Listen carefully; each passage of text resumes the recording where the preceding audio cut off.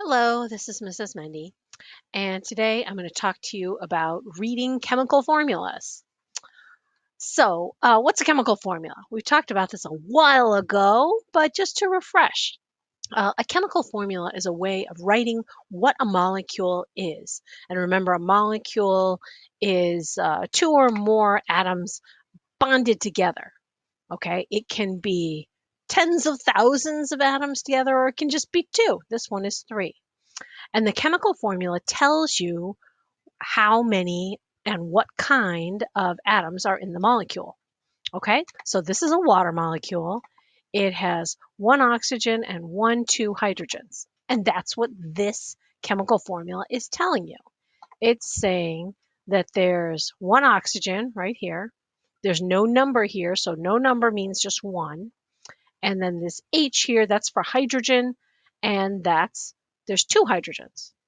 So this little 2 hanging off the H tells you there's two H's, okay? And you will know what these mean by looking at your periodic table. These are the symbols for those elements, okay? So this water molecule, it's saying that the recipe for that is two hydrogens and one oxygen. Now, some elements have one letter and some have two letters. Because there's more than 26. There's 26 letters in the alphabet, and there's more than 26 elements. There's more than 100. Okay, so sometimes we use like a two-letter name, sometimes it's a one-letter name. All right, and if there's two letters in that element, the second letter is always lowercase. Okay, so if you are ever sloppy about whether something is uppercase, lowercase, now is the time to stop that because it really means something in chemistry. So, for example, big C little s is cesium, so that's one element, but big C big S means one carbon and one sulfur, so it's a completely different thing. Okay, this is a molecule, it's a compound. This is just one atom. Okay, so it's just kind of like names. You can think of it like that. That you can think, look at my name, Karina Esmendi, and it's like when it starts a new name when you go to a capital. So that's how I kind of remember it. Is every new capital that starts, that's a new element. Okay. Now watch out. Watch out. I say this every year and people ignore me and then they mess it up later. Okay, because it's really easy to mess up and confuse lowercase l with uppercase I. Okay, it's crazy and I'm sorry. This is just how it is in English using the Roman characters. So C lowercase l, that's chlorine because Cl stands for chlorine. Big C, big I means one carbon and one iodine. Okay, so you have to look really carefully, and I will always try to use a font that has these little thingies on the top because the only way you can tell a lowercase l from an uppercase I is by this little thingy right here. Otherwise, they look just the same, like exactly the same. So, heads up with that. Okay. When I am writing this, I always draw the lowercase l in cursive, and I have since I was your age when I first started taking chemistry, also, um, because CL is easier to read and tell that this is like a cursive L is easier to tell it's an L and not an I. It is totally impossible with this kind of font to tell whether this is an I or an L. Okay, so I will not give you assignments that have this kind of that show the I like this or an L. You can't even tell. Okay, let's practice and see if you get what I'm talking about. Okay, remember the little number goes with the element before it. Okay, so water, H2O, that means two hydrogens and one oxygen. Ammonia, NH3, that means one nitrogen, so there's no number here. So no number means just one of them. Just like in math, you don't have to say 1x, you just say x. Um, And then the 3 goes with the hydrogen, so it's 3 hydrogens. Now remember, you can tell that these are different elements because they're both capital. Every time there's a capital, that's starting a new element. Okay? Hydrogen peroxide. That is 2 hydrogens because the 2 comes off the H and 2 oxygens. So that's what this means. This is the actual molecule, like how it's arranged. Carbon dioxide, CO2, is 1C. There's 1C, there's no number here. So that's just a 1 and 2 O's. Okay? That's how that shows. Now, tricky. Some groups of atoms repeat in a molecule. So it's a group that comes up a lot.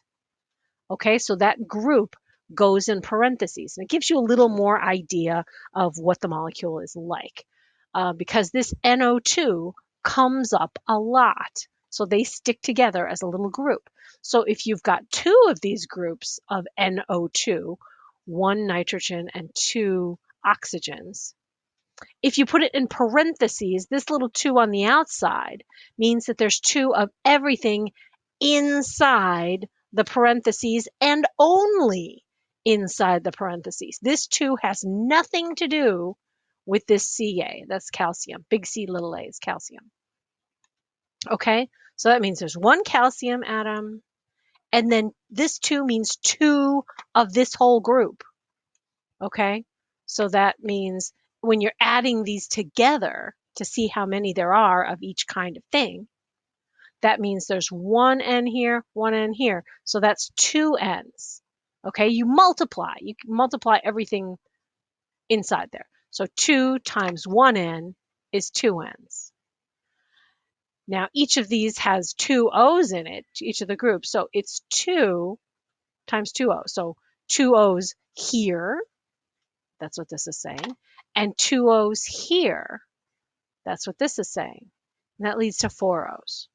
Okay, you can just think of it as multiplying inside the parentheses. Okay, it's 2 times N, 1 N is 2 N's. 2 times 2 O's is 4 O's. Okay, we're going to practice this. Okay, let's practice reading these. How many of these for each element? Okay, so right here, you can see this is one element because it's big P, little b. That's lead. You don't need to know that yet. So that's 1 lead. And then in this nitrogen, inside the parentheses, there's NO3. So that's 2 times 1 N is 2 N's.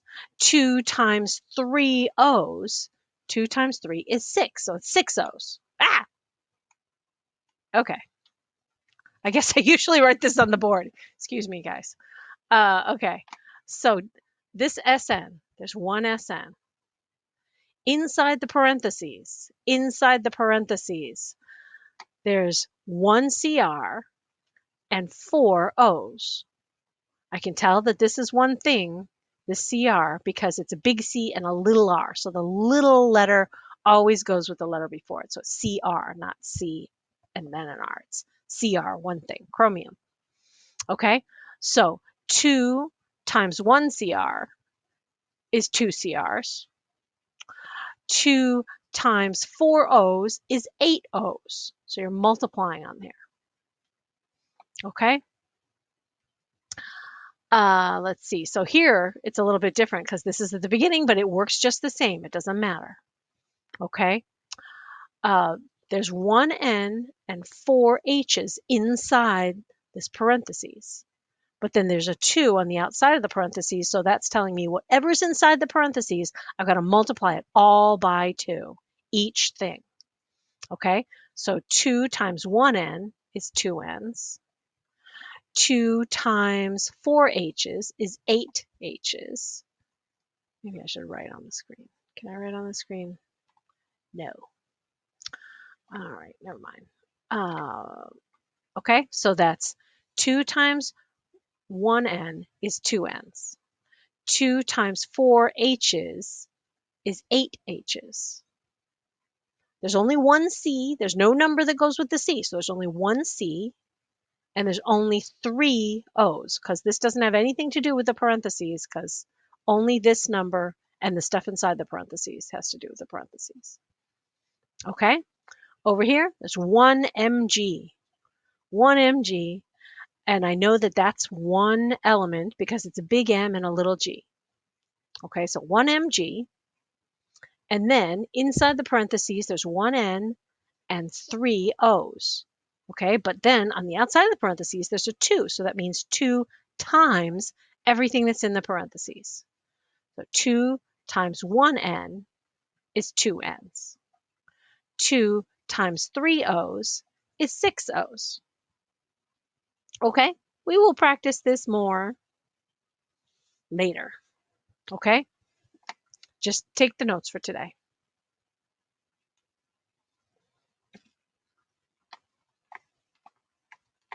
Ta-da!